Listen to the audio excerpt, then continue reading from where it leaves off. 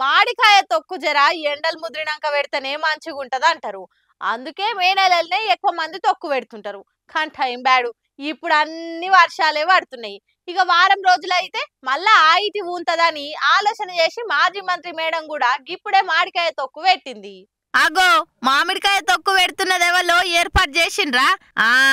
మాజీ మంత్రి సబితా మేడమే. మరి ఎన్ని కాయల తొక్కు పెట్టిందో గాని మేడమే తొక్కు పెట్టుకుంది. బయటోళ్ళకిస్తే అంత రుచి కొట్టదని సొంతంగా పెట్టిన తొక్కే కమ్మగుంటదని అనుకున్నట్టుంది మేడము. మంచిగా ఉప్పు కారం ముక్కలకు దట్టించి తాలింపేసి ముక్కకు పట్టేటట్టు మంచిగా కలిపి కమ్మటి తొక్కు పెట్టింది మేడము. ఆహా, తొక్కు కలుపుతుంటేనే నోట్లు ఊరిలొస్తున్నాయి. ఉడుకుడు కన్నంలా ఇంత మామిడికాయ తొక్కేసుకొని నెయ్యి తినేటోళ్ళైతే అంచుకింత నెయ్యి వేసుకొని ముద్దలు కలుపుకొని తింటే నా సామిరంగా సర్గం ఎన్నో లేదు, కంచ మంచుల్నే ఉన్నదనిపిస్తుంటది. ఆవేశాన్ని ఆపగలం గాని అభిమానాన్ని ఆపలేం అని అంటురు చూడుర్రి. అగో గా మాట నిజం చేసుకుంటా పట్టరాని అభిమానంతోని వెలకట్టలేని ప్రేమ చూయించిరు గీడ.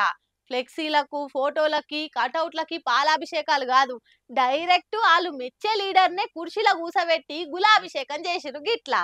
గుర్తుపట్టిరా ఎవలో? Nagari MLA YCP leader. పసుపు పార్టీ అంటేనే పగ చూయించే ఫైర్ బ్రాండ్ మన రోజక్క.